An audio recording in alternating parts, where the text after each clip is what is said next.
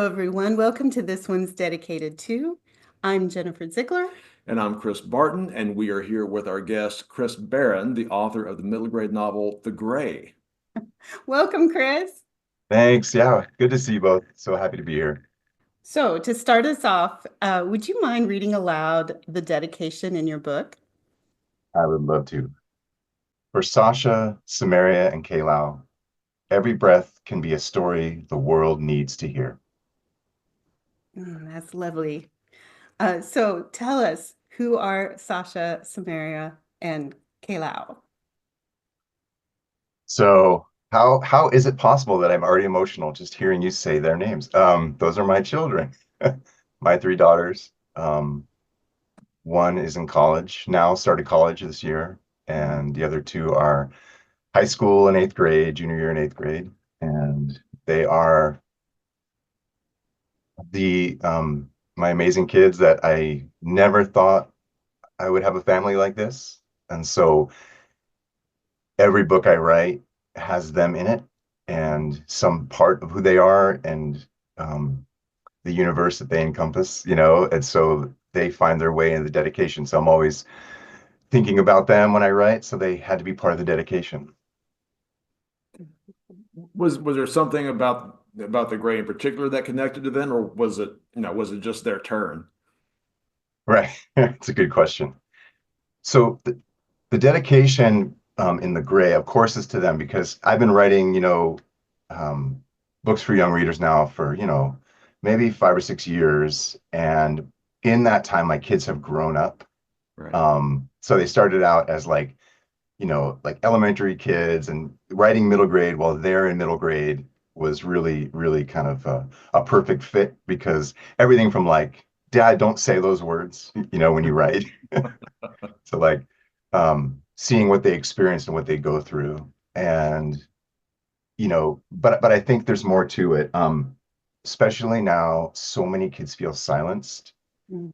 And I think kids in general are quiet. Like if you go to a school visit or something like that and you visit a school, and I always ask the kids, like, how many of you come home and your parents say, like, how was your day? And how do you answer? And they all in unison say, fine, we're good.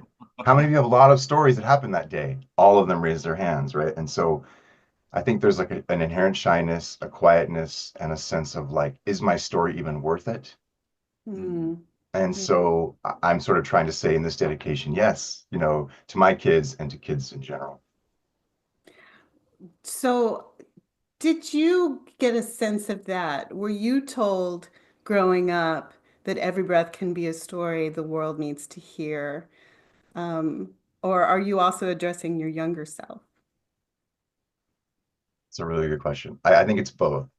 Mhm. Um, I'll say it like this. I grew up with an artist mom who whose main focus in life was to unleash creativity on the world and forge her own path.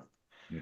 To say that my upbringing was unconventional is like such a misstatement. It was beyond unconventional. Like people have military families where they move. I moved all the time because the spirit of art moved us. So um, at the same time, it's hard to have a voice in a life like that. Mhm.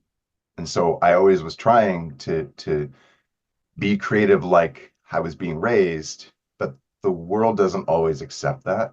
So I didn't always feel that, if that makes sense. Oh, that makes sense. Yeah. Yeah. Well, in your author's note, you talk about your own experience with anxiety disorder while you were growing up. Prior to the Gray, how familiar were your kids with your own experiences? I'm just going to share this story. I've never told this story. I feel like I'm going to say things I've never said. We were at Universal Studios Mhm. and they were younger, and we were at this really beautiful hotel room, and it didn't have a window that opened, and it really impacted me. Like I had like a panic attack, and I don't know why, but that's how anxiety can be. And so I had to go down the 40 flights, or the 40 stories to go outside. And I couldn't just like, oh, I just went outside. I had to tell them this is what happened. And that was really the first time they were younger. And my wife, Ella really brought it into context. Like, see, there are things we can do to make it better. But it was the first time they really experienced it. And I started talking to them a bit about growing up and a bit about things like if they feel this way, what they can do. Oh, that's wonderful. And how much do your kids know about one of your books while you're working on it? Did they, before The Gray came out, were they aware of it? Were they anticipating it? Yeah, I mean, I think that it's interesting, right? I mean, like any kids, when they were younger and I was writing, say my debut was All of Me and The Magical and Perfect came after that, and they were more involved in that. And I would read excerpts to them and they would read it back to me and they would do art. There's some art on the wall back there that from those books. Oh, And as they get older, right, they're starting to get more interested in the things that they're doing, which is great. Um, I think in The Gray, I asked a lot of specific questions like, do you think this is too intense? Mhm.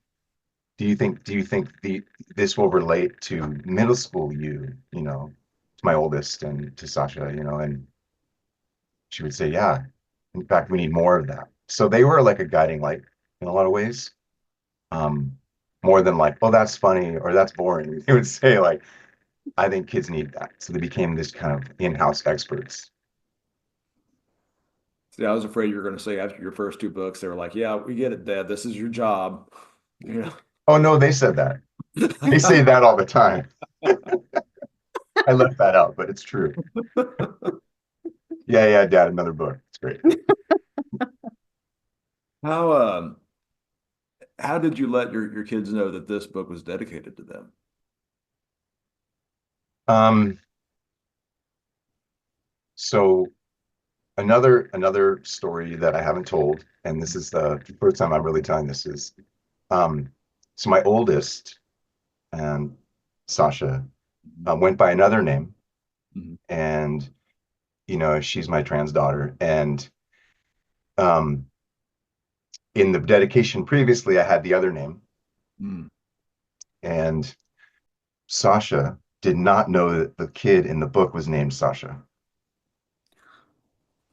I know it's incredible. It's such an incredible and I have searched every like memory I have, texts, everything that I could think of that would reveal that maybe I slipped that, but there was no connection between the new name and the book name. So there's some cosmic, universal, spiritual, magical connection that happened there. And so it was really fun to sort of sit together and just talk about it, which ended up in a lot of laughter. I thought there'd be like a little more emotional, but sometimes emotions come in laughter. We're bringing the emotions I'm right now. sorry. Okay. Oh, I just find that amazing. That's just Yeah. marvelous.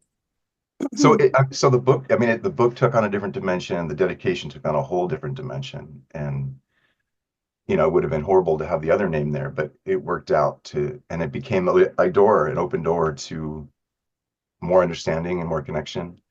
And I think she feels more connected to this book. Mhm.